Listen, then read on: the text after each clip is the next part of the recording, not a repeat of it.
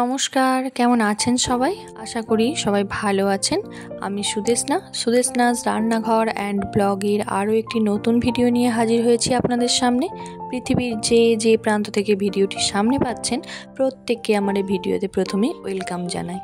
আজ হচ্ছে বুধবার 15ই অক্টোবর। আজ এখান থেকেই ভিডিওটা আপনাদের সকলকে সঙ্গে নিয়ে আমি শুরু করলাম। নিত্যদিনের মতোই সকাল থেকেই উঠে সমস্ত কাজকর্ম, সকালের বাসি যা কাজকর্ম থাকে সেরে নিয়েছি। তারপরে সকালে নিজের যা জলখাবার থাকে সেগুলো করে ছেলেকে খাইয়ে প্রত্যেক দিনের মতো সকালের কাজ শুরু করেছি। তবে হ্যাঁ, আজকে সকালে প্রথমে উঠেই বিছানাপত্র পরিষ্কার করতে একেবারেই লাগিনি। প্রথমে উঠেই সমস্ত কাজ সেরে তারপরে একেবারে ঢুকে পড়েছিলাম রান্নাঘরের দিকে। মানে রান্নাঘরে কী রান্না হবে সেই সমস্ত জিনিসপত্র জোগাড়জান্তি নিয়ে। চলুন সেগুলোই টুকিটাকি একটু আপনাদের সাথে প্রথমে শেয়ার করি। তো গতকালকের যে দুধটা ছিল অল্প পরিমাণে, সেইটা দিয়ে হয়েছে অল্প পরিমাণে ছানা, আর হচ্ছে মুড়ি খাওয়ার জন্য একটু সরু সরু করে আলু চচ্চড়ি, আর এদিকে মোচা সিদ্ধ করে রাখা হয়েছে। সেই মোচাটা ভাতে দেওয়া, মানে ওটা সিদ্ধ মোচা মাখা হবে লঙ্কা টঙ্কা দিয়ে। আর এদিকে একটু অল্প পরিমাণে মূলো শাক করা হয়েছিল কালকে, সেটা রয়ে গেছে। আর ভেবেছিলাম, আর মাছ তো আমাদের থাকেই, মানে মাছের ঝাল। আর ভেবেছিলাম আজকে কাজের দিদিকে মানে যে কুটে দেয় সেই দিদিকে দিয়ে লাউ শাক কাটিয়েছিলাম, ভেবেছিলাম লাউ শাকটা চচ্চড়ি করব। কিন্তু কি বলুন তো, লাউ শাকটা শেষ পর্যন্ত করা হয়ে ওঠেনি। কেন করা হয়ে ওঠেনি চলুন আপনাদের সাথে পরেই শেয়ার করছি। আর এই দিকে এখন রান্নাবান্না সেরে টেরে নিয়ে ওপরে এসেছিলাম, জলখাবারটা খেয়ে ওপরে এসে এই বিছানাপত্রগুলো তুলে নিয়েছিলাম তারপরে। আর আপনাদেরকে আগের দিনের ভিডিওতে তো দেখিয়েছিলাম যে বেডরুমটা যেটা, সেটা আমি পুজোর পর আরম্ভ করেছিলাম ক্লিনিং করতে। আর নেক্সট দিন মানে আজকে এই ভিডিওতে আমি পাশের রুমটা ক্লিনিং করছিলাম এবং সেটাই শেয়ার করছিলাম। তো এই রুমটা ক্লিনিং করতে বেশ অনেকটা টাইমই লেগে যায়। মানে খুঁটিনাটি করতে গেলে একটা করে রুম আমি করার চেষ্টা করি, কেননা প্রত্যেকটা রুম একসাথে করতে গেলে না ভালোভাবে হয় না। তার পাশাপাশি মানে অনেকটা সময় লাগে, যেটা একেবারেই আমার পক্ষে সব কিছু করে দিয়ে ওঠা সম্ভব হয় না। তো সেই জন্যই আজকে এই রুমটা লেগেছি আর ভেবেছি এই রুমটা ভালো মতো করে পরিষ্কার করে নেব। আগে কি হতো বলুন তো, মানে বেশ কয়েক বছর আগেও আমাদের বাড়িতে মানে লোক লাগিয়ে পুরো বাড়িটাকে দুর্গাপুজোর সময় খুব ভালো করে ক্লিনিং করা হতো।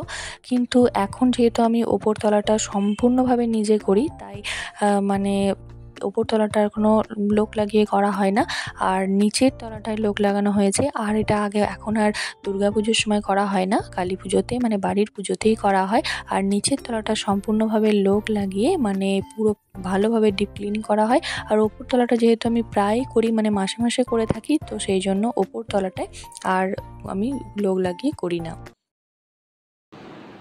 আজকে আজকে আজকে মায়ের জন্মদিন। আমি এখন রেডি হয়ে গেছি। এদিকে তাকাও।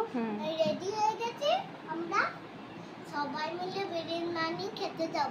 কোথায় কোথায় যাবে? দোকান মেমারিতে। মা এখনো রেডি হয়নি, এদিকে তাকাও। মা বাবা রেডি হলে সবাই মিলে যাব। আমি রেডি হয়ে গেছি, যাব না। যাবি না? তুই যাবি না? হ্যাঁ যাব। তাহলে বলছি যাবো না, এখানে তাকিয়ে বলে এইদিকে তাকাতে হয়, এইদিকে। এই যে এখন বাজে হচ্ছে ওই 12:59, মানে ওই 1টা মতো। এই যে আমি এখন রেডি হয়েছি, দেখতেই পাচ্ছ, রেডি হয়ে এই যে ছাদে এসছি। এই যে জামা কাপড় শুকাতে দিতে। তো এখন রেডি হয়েছি, আজকে হচ্ছে আমার জন্মদিন। আজকে 15ই অক্টোবর আমার জন্মদিন। তো সারাদিন সময় পাওয়া যায়নি, মানে কাজ টাজ করে সময় পাওয়া যায়নি যে জামা কাপড়গুলো শুকাতে দেবো। এখন ছেলেকে রেডি করে দিলাম, তারপরে টাইম হয়ে গেছে, যাব মার্কেটে একটু মানে খাওয়া দাওয়া করতে। তো জন্মদিনে বিশাল কিছু যে করি সেরকম নয়, প্রত্যেকবারই আমি এবং আমার হাজব্যান্ড দুজনের জন্মদিনে অল্প স্বল্প নিজেদের ঘরোয়াভাবে সামান্য কিছু, একেবারে অল্প স্বল্প কিছু একটু খাওয়ানো বা রান্না করা, টুকিটাকি গিফট, এই সমস্ত দিয়ে একটু নিজেদের মতো করে সেলিব্রেট করার চেষ্টা করি।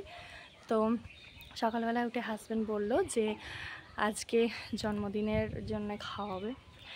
তো চলো বিশাল কিছু কোথাও নয়, আমাদের মার্কেটে যে ভালো বিরিয়ানিটা করে যেখানে, সেখানেই খাবো। তো চলো এখন যাওয়া যাক। এখন তার জন্যই রেডি হয়েছি, এই যে ছেলেকেও রেডি করিয়ে দিয়েছি। তো চলো, তারপরে কিছু টুকিটাকি কাজকর্ম আছে মার্কেটে, সেগুলো সেরে ফিরবো। তো চলো আমরা যাই, গিয়ে ওখানে আবার তোমাদের সাথে দেখা হচ্ছে। ওই তো ওখানে যাবো, ওই তো ওখানে, ওই যে ওখানে। তো আমার ছেলের মুখেই তো আপনারা সবটাই জানতে পেরে গেলেন। মানে আমার জন্মদিন ছিল কালকে, মানে 15ই অক্টোবর আমার জন্মদিন ছিল, সেটা বলার জন্যই আপনাদেরকে বললাম, মানে পরে জানাচ্ছি। তো সেটাই আর কি, নিজের জন্মদিন নিয়ে কোনো দিনই বিশেষ কোনো আড়ম্বর আমার ছিল না, এখনও নেই। তো হাজব্যান্ড যেহেতু আমি ওর জন্মদিনটা পালন করি, তো সেই জন্য ও আর কি স্ব ইচ্ছায় আমার জন্মদিনটা এভাবেই একটু ছোটোখাটো করে সেলিব্রেট করার চেষ্টা করে। মানে আমিও ওর জন্মদিনে রান্নাবান্না করা, কিছু টুকিটাকি গিফট নিজে থেকেই করি। কেউ কারো জন্মদিনে কেউ কাউকেই মানে বলে কয়ে নয়, প্রত্যেকেই ইচ্ছায় করে আর কি, যেটুকুনি পারে। তো সেটাই ওর ইচ্ছা মতো যেটুকুনি সাধ্যের মধ্যে কুলায়, তার মধ্যেই একটু খাওয়ানো, নিজেদের মতো করে সেলিব্রেট করা, এইটুকুনি আমরা করি, তাতেই আনন্দ উপভোগ করি।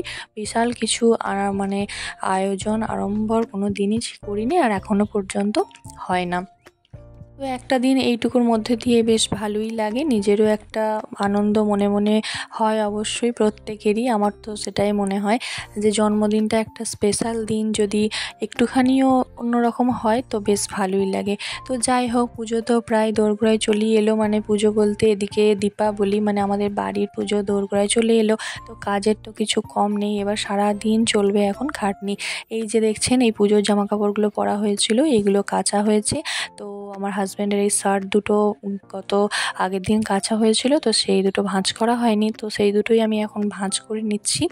আর এই যে এই শার্টটা বাবা আগের বছর মানে জামাই ষষ্ঠীতে দিয়েছিল। আর একটা শার্ট রয়েছে, ওই শার্টটা, সমস্ত শার্টগুলো আমার দুটো নাইটি, সমস্ত কিছু ভাঁজ করে নিচ্ছি। এবার এই যে কালী পুজো এসে যাবে, আর এই সমস্ত করার সময় হবে না। আর এরপরে পুজোয় বাড়িতে কোন শার্টটা পরবে সেগুলো এখন ঠিক নেই, তো তাড়াতাড়ি করে এইগুলো এখন আমি ভাঁজ টাজ করে নিচ্ছিলাম। ওই যে মার্কেটটা দেখালাম, যে ওইখানে আশীর্বাদ বলে, ওই আশীর্বাদ দোকানটাতে বিরিয়ানিটা আমাদের বেশ ভালো লাগে। মানে কোনো রকম বেশি স্পাইসি করে না, কোনো তেল মশলা বিশাল না, একেবারে ঘরোয়া মতো করে, আর খুবই ভালো করে। আমার তো খুব ভালো লাগে ওই দোকানটায় আমাদের খেতে, মানে আমাদের দুজনাকারই স্পেশালি ওই দোকানটায় বেশ ভালো লাগে খেতে। তো সেই জন্য আমরা ওই দোকানটাতেই প্রায় খাই বিরিয়ানি। আর তাছাড়া পুজোর সময় অন্য রেস্টুরেন্টে খেয়েছিলাম, সেখানে খুব একটা মানে ভালো লাগেনি। আহারে বাঙালি বলে, যে তোমরা অনেকেই হয়তো লোকালে যারা আছো জানবে, সেখানে আমাদের খাবার দাবার খুব একটা ভালো লাগেনি। বড় রেস্টুরেন্ট, অথচ মানে বিশাল টাকা বাজেট হয়, বা মানে বিল হয়, কিন্তু খাবারের বেলায় মানে খুব একটা ভালো করে না। তো তার থেকে আমার মনে হয় যেন এখানে বিরিয়ানিটা বেশ ভালো করে। তো সেই জন্য আমরা এবারে এখানেই খেয়েছিলাম। তো আর এই যে দেখো, শার্ট দুটো ভাঁজ করে নিয়েছি, এখন এই প্যান্টটাও ভাঁজ করে নিচ্ছি। এই প্যান্টটা হয়তো বাড়িতে পুজোর সময় তখন পরবে, বা যা পরে ইচ্ছায় পরবে তখন। এখন আপাতত সমস্ত ভাঁজ করে রাখছি। আর কি বলতো, পুজোর সময় না, দুর্গা পুজোর সময় ঘরে দুয়ারে জামা কাপড় এত পরিমাণে ঝুলছিল, মানে নিজেরই বিরক্ত লাগছিল।